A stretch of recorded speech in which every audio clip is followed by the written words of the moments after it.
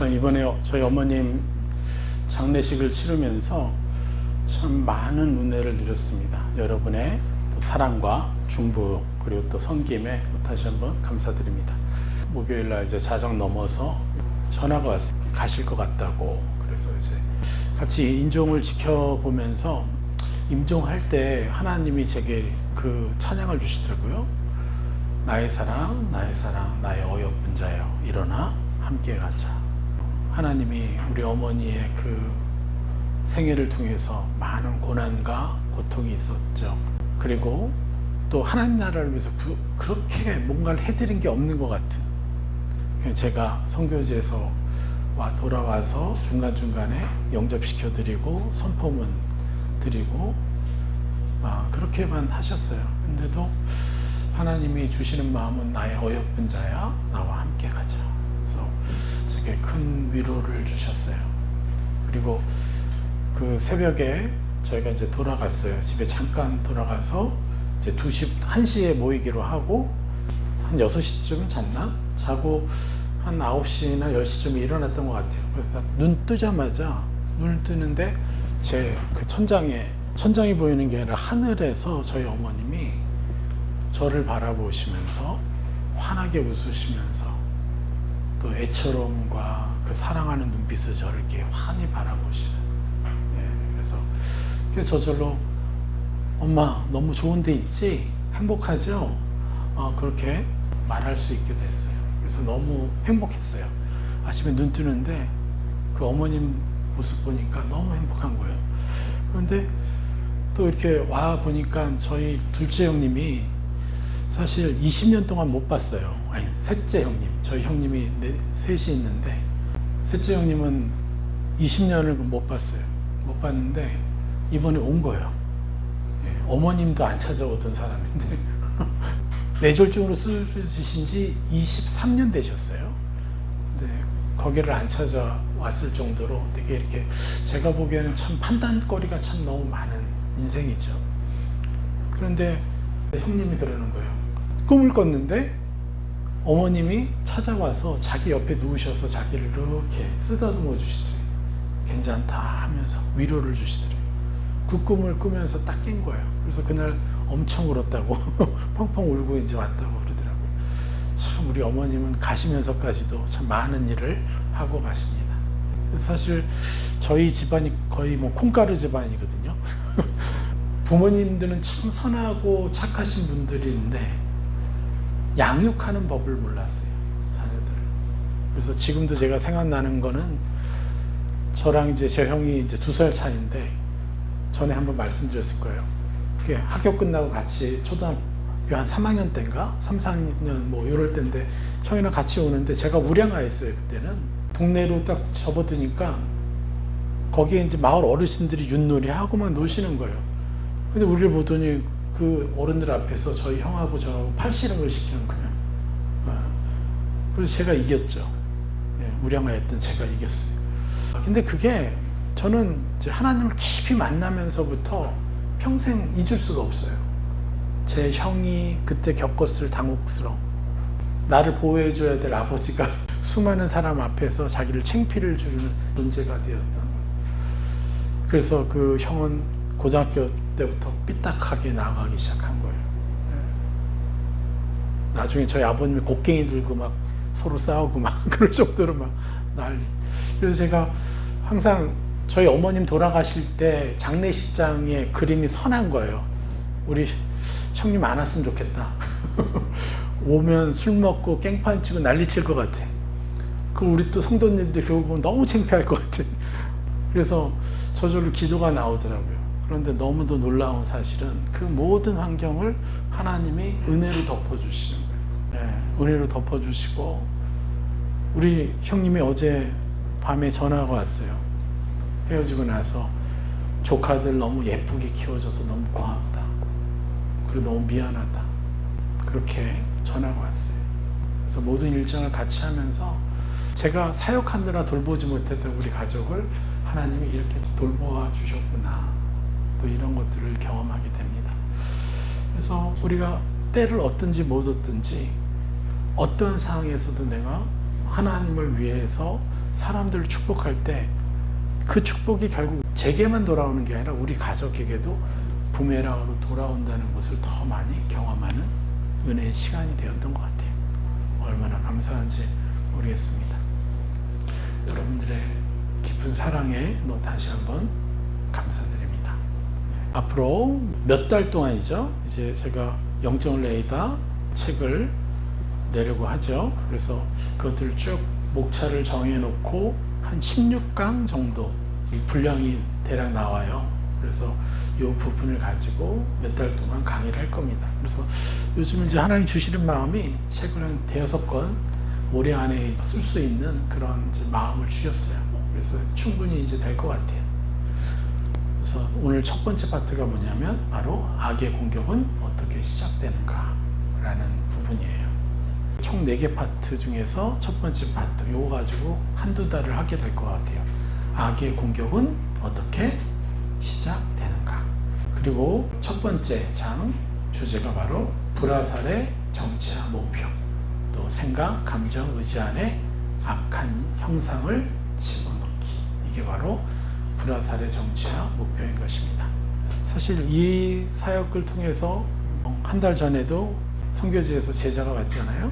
제자가 와서 이것들을 배우고 더 이제 또 자기가 사역했던 열매들을 여러분들한테 큰 은혜로 나눴죠. 네.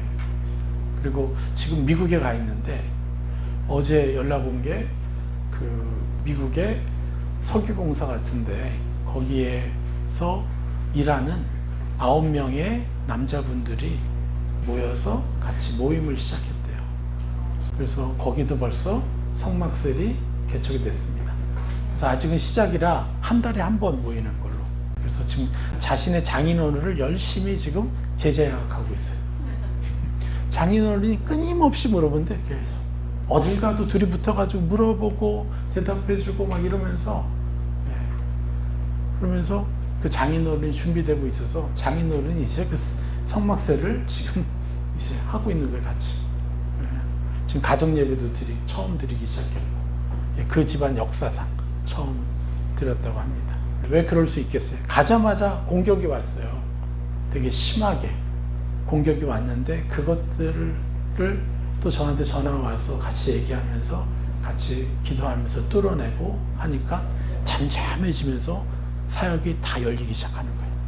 제가 10년 전에 미국에서도 우리 성막셀이 개척되고 주영상교회가 개척되도록 제가 선포를 시작했는데 그게 지금 10년 지나서 이루어졌어요. 할렐루야. 네. 자, 그래서 오늘 불화살의 정체와 목표에 대해서 제가 좀 정신이 없어요. 그래서 간단하게만 하겠습니다. 자, 불화살의 정체와 목표가 뭐라 그랬죠? 생각, 감정, 의지 안에 악한 형상 집어 넣는 것이 불화살의 정체 그리고 목표인 것입니다. 네. 요걸 모르죠. 너무도 많은 거의 9할 이상의 그리스도인들 이걸 몰라요. 그냥 교회 가서 열심히 기도하고 전도 열심히 하고 새벽기도 열심히 나가고 헌금 열심히 하고 뭐 하면 하나님이 은혜 주시고 축복해 주실 거라고만 여겨요. 근데 정작 악한 영은요 계속해서 생각, 감정, 의지 안에 악의 형상을 집어넣는 일을 지난 수천 년간 해왔다는 거예요. 사실 예수 그리스도께서 이 땅에 오신 목적이 바로 이것들을 다스리고 해결하는 방법을 가르쳐 주신 겁니다. 많은 그리스도인들은 그냥 다른 종교들처럼 그저 행위에 집중한 거예요. 하나님을 섬기는, 마치 성황당 앞에서 정한수 떠놓고 기도하는 정성을 보이듯 그 노력만 했어요. 그리고 수십 년이 지나도 가정은 싸움이 떠나갈 날이 없고 서로 미워함이 떠나갈 일이 없죠. 왜 우리 형제들과 주변 사람들이 우리 가정을 보면서 은혜를 받아요? 딴 게 아니잖아요. 아이들의 입과 아이들의 눈빛과 태도에서 그들은 하나님의 형상을 본 거예요.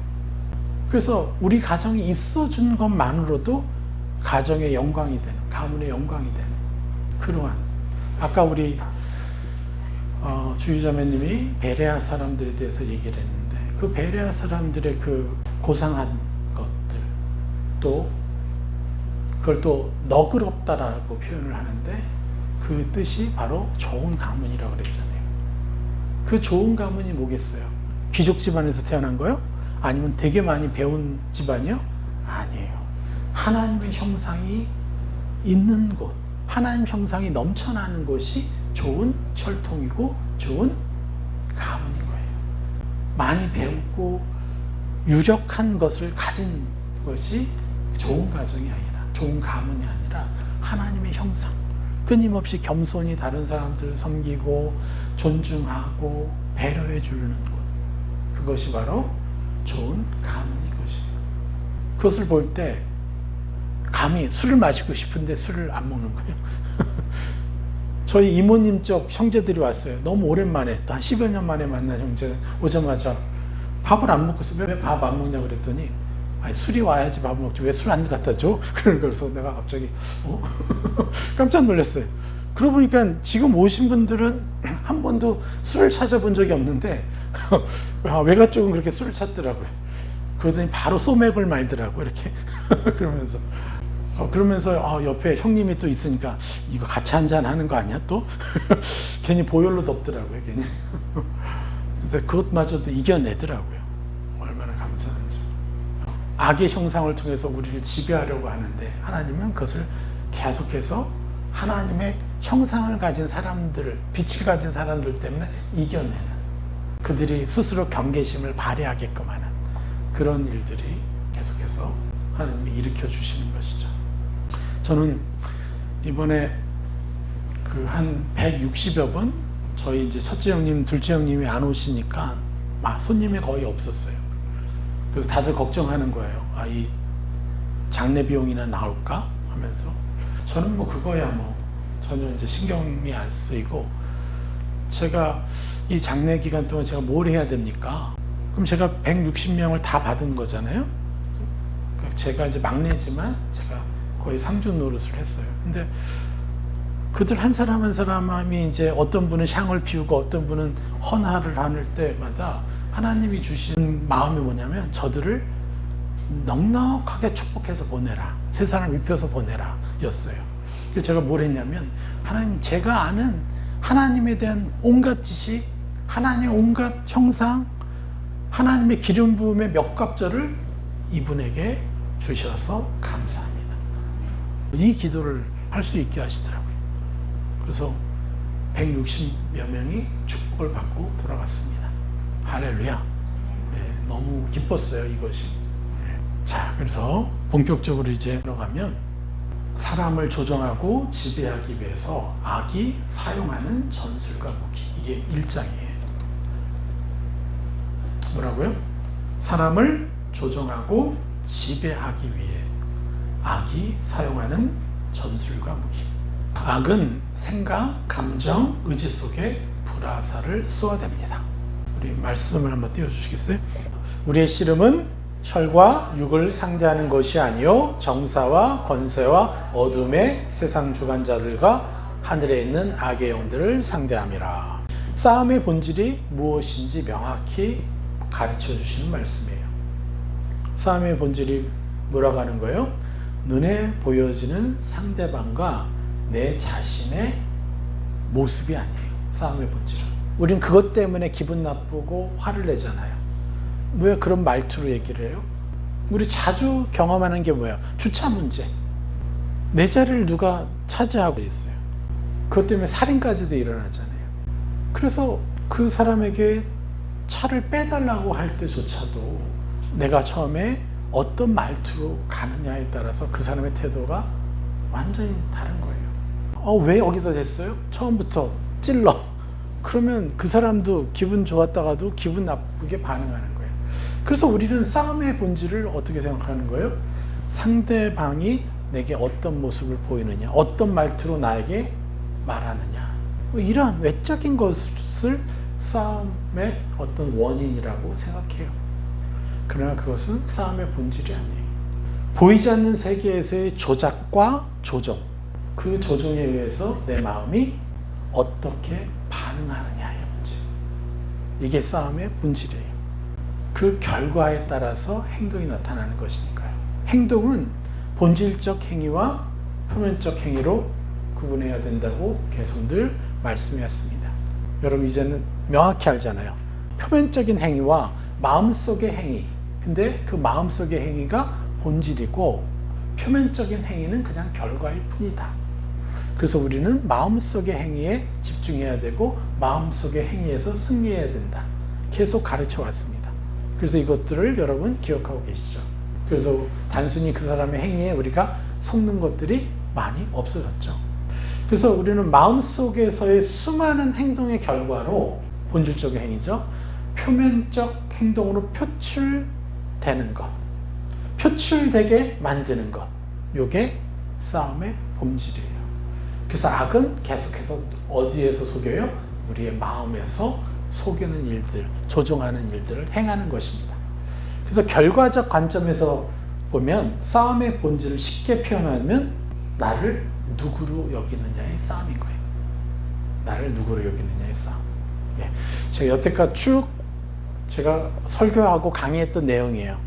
근데 제가 이제 이것들을 다 이제 한 권의 책으로 영적 내이다라는 주제로 한 권의 책으로 엮을 때 조금 더 자세하게 이제 모르는 분들이 좀 온전히 이해할 수 있도록 풀어드리는 거죠. 그래서 오히려 도움이 많이 될 것 같아요. 그래서 결과적 관점에서 보면 싸움의 본질을 쉽게 표현하면 뭐라고요? 나를 누구로 여기느냐의 싸움이라는 거예요. 그래서 나의 선택에 내 생각, 내 감정, 내 의지가 순종하기 때문에. 그렇죠? 그래서 나를 누구로 여기느냐의 싸움이 너무너무 중요한 것이고 핵심인 거예요.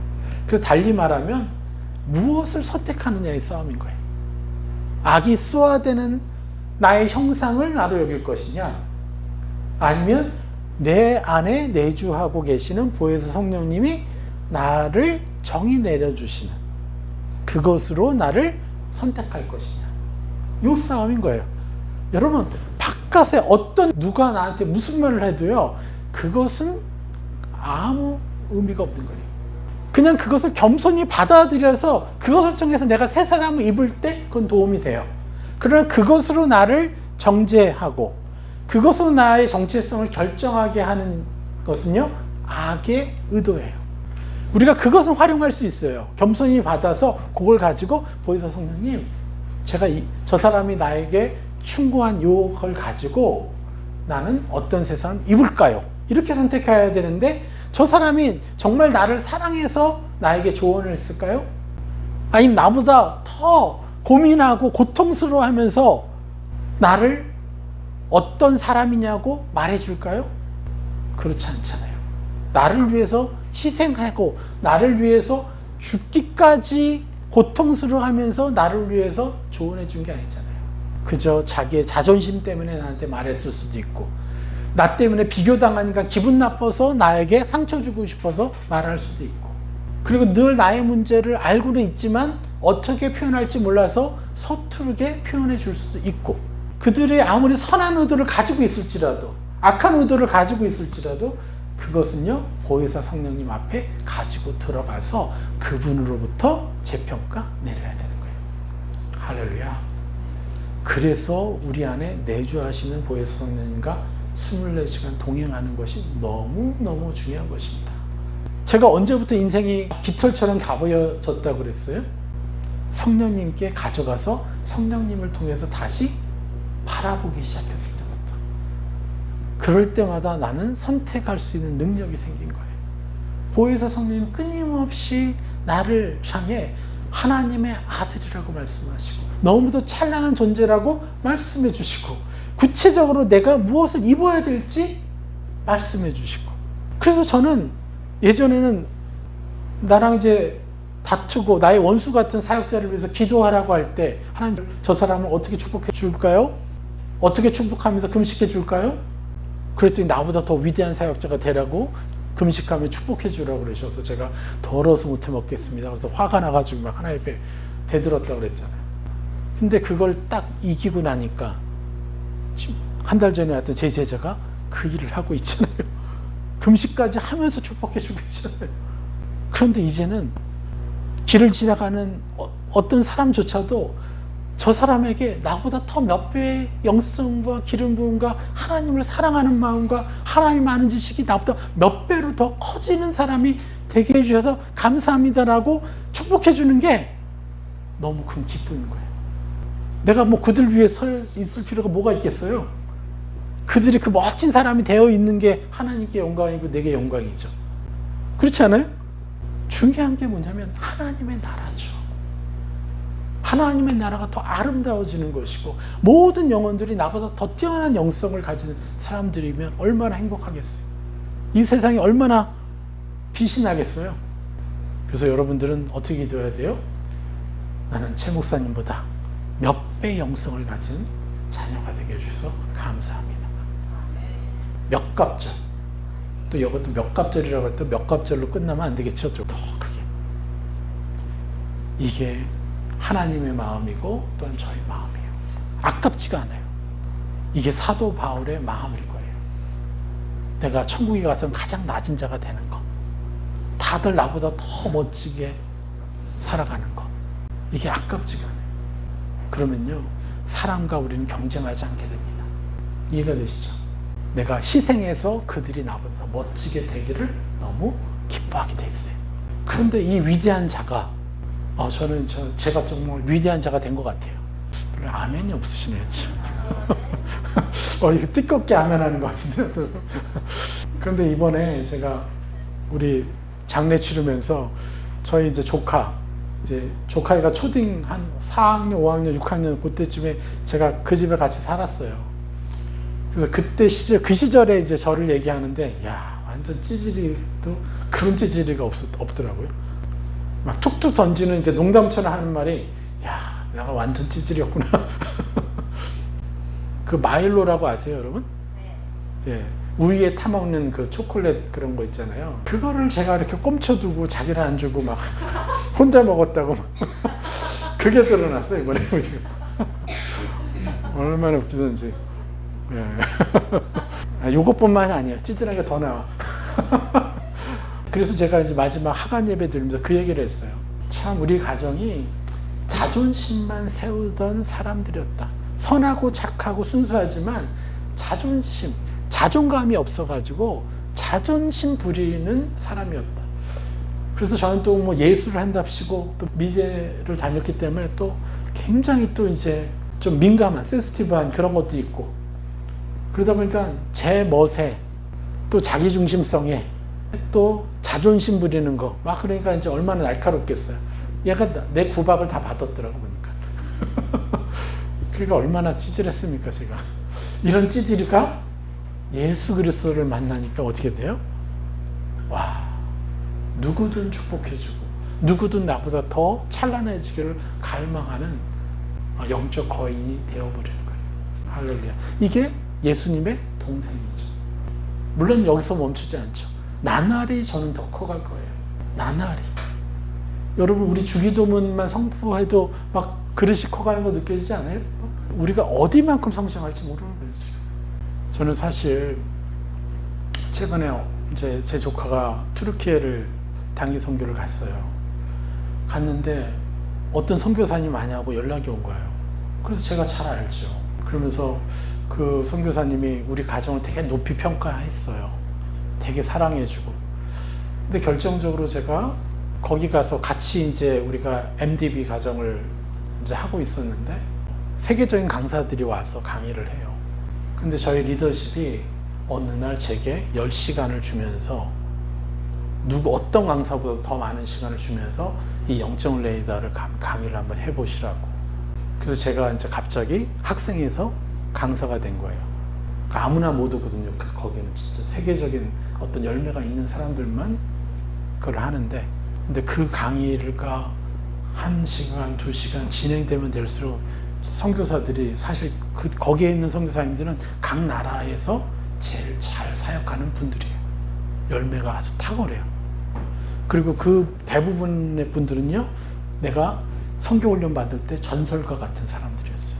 근데 내가 오히려 그들 앞에서 이제 강의를 하게 된 거예요. 그 전까지는 사역 잘한다 하면서 격려하던 분들이 이제 시간이 지날수록 얼굴빛이 조금 낯빛이 돼가는 거예요. 비교하기 시작하는 거예요. 아기수화되는 화전에 당하기 시작하는 거예요. 근데 그분들은 그게 자기 마음이라고 착각한 거예요. 속은 거예요. 사실 그분들 그런 사람들 아니거든요. 굉장히 순수하고 열심이고 열정적이고 하나님을 위해서 목숨까지 바칠 수 있는 사람들인데 악한 영이 나에게 화전을 쏘니까 내 마음속에서 이러한 생각이 비교가 되고 저 사역자가 저렇게 할 동안 내 한참 후배가 저렇게 할 동안 나는 뭐 했지? 정죄감, 자괴감 쭉 받아들이다 거짓 양심에 빠지게 되고 이제 비교하게 되고 나중에는 의도적으로 나를 이렇게 배제하기 시작하더라고요. 그것도 이슬람 선교에서 가장 정점을 찍고 있는 그러한 선교사들이. 저는 그때 충격을 먹었어요, 사실은. 근데 이해가 돼요. 왜? 악이 어떻게 그들의 마음을 가지고 노는지를 너무 잘 알기 때문에. 그래서 이번에 그분 다시 한번 생각하면서 내가 충분히 축복을 못 해드렸구나. 이것들을 알게 되었던 거죠. 그래서 우리의 싸움의 본질이 뭐라고요? 나를 누구로 여기느냐. 그리고 무엇을 선택하느냐의 싸움인 거예요. 여러분은 다 위대한 존재들입니다. 왜요? 하나님의 자녀들이니까요. 그래서 내가 찌질하게 행동했건 내가 어떤 마음을 품었건 그것을 성령님께 가져가서 가장 최고의 하나님 형상으로 나를 입을 때마다 우리는 성장하는 거예요. 그전에는 제가 아니었거든요. 그전에는 내 의가 부족했기 때문에 내 기름 부음이 부족했기 때문에 그 사람을 지나칠 때 웃어주지 않는 그것이 제가 아니었어요. 그냥 그런 거라고 생각했어요. 그런데 더 하나님의 기름 부음과 하나님 형상 입으면 입을수록 스쳐 지나간 사람들에게도 내가 따뜻하게 대해줄 수 있는 게 너무 당연한 것이더라고요. 내가 어떤 빛을 보느냐에 따라서 나의 죄의 영역은 달라지는 거잖아요. 이렇게 우리가 하늘 차원으로 바뀌어가는 것이죠. 바로 믿음의 방패로 나를 누구로 여기느냐의 싸움인 것이죠. 그래서 능히 악한 자의 모든 불화살을 소멸하고 악한 자는 우리를 지배하고 조종하기 위해서 먼저 마음을 공략합니다. 자신을 누구로 여기느냐에 대한 공략인 것이죠. 무엇을 선택하느냐에 대한 공략인 것입니다. 마음을 공략하기 위한 사단의 전략이 바로 우리의 생각, 감정, 의지 속에 자신의 어둠의 형상들을 들여보내는 것이에요. 들어올 수가 없어요. 그들은 우리의 주인이 아니기 때문에 들어올 수 없어요.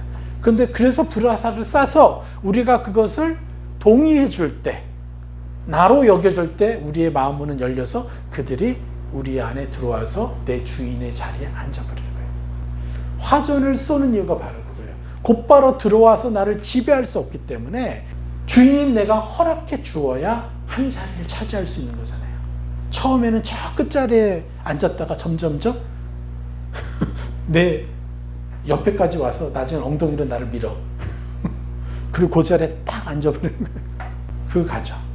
주인인 내가 나의 마음으로 허락해 주어야지만 나를 다스릴 수 있기 때문에. 그래서 기억하십시오. 내가 허락하지 않으면요, 절대로 악은 내 안에 들어올 수 없습니다. 할렐루야. 그래서 절대로 나를 다스릴 수가 없어요. 내가 허락해 주지 않으면. 그래서 우리는 간단하게 예수 그리스도의 보혈로 너 나 아니야. 나는 의인이 되었어. 그래서 회개의 본질이 뭐예요? 나를 옛사람 취급하는 것이 아니라 나를 의인으로 인정하고 새 사람 입는 것이 진정한 회개죠. 그래서 모든 세상의 종교가 말하는 회개와 우리 기독교가 말하는 회개는 다른 것이어야 하는데 안타깝게도 95%, 99% 정도의 그리스도인들은 이 회개를요 다른 종교들이 하는 수준으로 그렇게 이해하고 있어요. 그래서 교회가 힘을 가지지 못하는 거예요. 그래서 이것을 우리가 개혁시켜야 되는 것이죠. 자, 그러니 우리는 실제로는요 두려워할 필요가 없는 존재. 이게 누구예요? 악인 것이. 이거를 기억하십시오. 창세기 1장 27절 말씀 보겠습니다. 하나님이 자기 형상, 곧 하나님의 형상대로 사람을 창조하시되. 불화살의 정체가 뭐라 그랬죠? 바로 나로 받아들이게 하는 거예요. 무엇을? 악의 형상을. 분명히 뭐라고 합니까? 하나님이 자기 형상, 곧 하나님의 형상대로 사람을 창조하셨어요. 그래서 우리의 형상은 누구의 형상이에요? 악의 형상이에요? 사단의 형상이에요? 절대 그럴 수가 없어요. 근데 아담과 하와가 그 권세를 내어줬죠. 그래서 그때부터 우리는 어둠의 형상, 사단의 형상을 우리의 형상으로 받아들여요. 그리고 하나님의 형상은요, 마치 그림자처럼 쭈그러들어 있는 거예요. 우리 마음속 어디에 감옥에 갇혀 있어요. 그래서 그냥 선한 양심으로 그냥 전락해버린 거예요. 하나님의 형상이. 그래서 내가 뭔가 심하게 잘못할 때 저 감옥 속에 갇혀있는 선한 양심이 하나님 형상이 아니라고 자꾸 얘기를 하는 거예요. 저 감옥 속 깊은 동굴 속에 숨어있는 선한 양심이 그건 아니지, 그건 아니지라고 얘기를 하는데 나는 그거를 나라고 인정하지 못하는 거예요. 이 어둠이 강할 때는. 그래서 우리는 그것을 십자가의 은혜로 부활시켜내는 거예요. 감옥 속에 나를 가두는 것이 아니라 감옥 속에서 부활시켜서 해방시켜야죠. 원래 나의 것을 되찾아오는 시간이에요. 예수 그리스도의 십자가 은혜 때문에. 그래서 우리는 하나님의 형상대로 지음받았습니다. 그래서 예수님이 오셔서 내가 물속에서 죽고 다시 살아날 때 그 형상을 되찾아온 거예요. 이 침례를 통해서, 세례를 통해서 다시 그 형상이 나라는 것을 이제 완전하게 전 우주에 하나님이 선포해 주신 거예요. 그래서 그게 나예요. 근데 아직 한 번도 내가 인정해 본 적이 없는 형상들이 너무 많아요. 이해하시죠? 제가 왜 많은 사람들이 나보다 몇 갑절의 기름 부음과 하나님을 아는 지식이 나보다 풍성하기를 기도할 수 있었겠어요? 원래 내 안에 있었던 거예요. 이번에 되찾은 것 뿐이에요. 원래 있었던 거예요. 나라는 존재가 예수 그리스도의 보혈 때문에 되찾아왔는데 워낙 방대하다 보니까 문을 열어서 하나하나 끄집어내서 닦아내는 거예요, 지금. 그리고 닦아낸 걸 내 얼굴에 붙이는 거예요. 하나씩 48가지의 찬란한 하나님의 형상으로 붙여가는 거예요. 그래서 브라사르 정치가 뭐라고요? 나로 사단의 형상을 자기 자신을 인정하게 만드는. 이 브라살은 단순한 감정적 자극이나 사고의 흐름이 아니라 의식 속에 침투한 악의 형상인 것이에요. 오랫동안 나의 주인으로 살아왔던 것이죠. 브라살은요, 한순간에 유혹으로 끝나지 않습니다. 계속해서 지속적으로 그 생각을 하게 해요. 계속 쏘아서 인식하게 돼. 계속 쏘아서 나로 하여금 이런 생각, 이런 감정, 이런 열망 찾고, 그러니까 그게 내가 오랫동안 생각했으니까 사람들은요 착각해요. 그게 나구나. 내가 오랫동안 생각하고 품었던 것이기 때문에 어쩔 수 없이 나는 아직 그런 사람인가 봐 라고 착각하게 만드는 거예요. 근데 우리는 한순간에 십자가의 보혈로 죽었어요. 그리고 한순간에 하나님 형상을 되찾아왔어요. 의인이에요. 그 의인이 이제 뭘 하는 거예요? 보혜사 성령님이 가지고 계신 그분을 자꾸 보혜사 성령을 불러서, 성령님 내가 누구죠? 그래서 언제 그걸 해요? 내가 공격받을 때마다 그거를 성령님이 가져가면 그게 하나의 뭐가 돼요? 열쇠가 되는 거예요. 내가 찌질한 나의 모습이 열쇠가 되는 거예요. 찌질한 모습을 가지고 나를 정죄하면요 열쇠가 될 수 없지만, 찌질한 모습이 발견됐어요? 그거를 성령님께 가져가면 열쇠가 되는 거예요.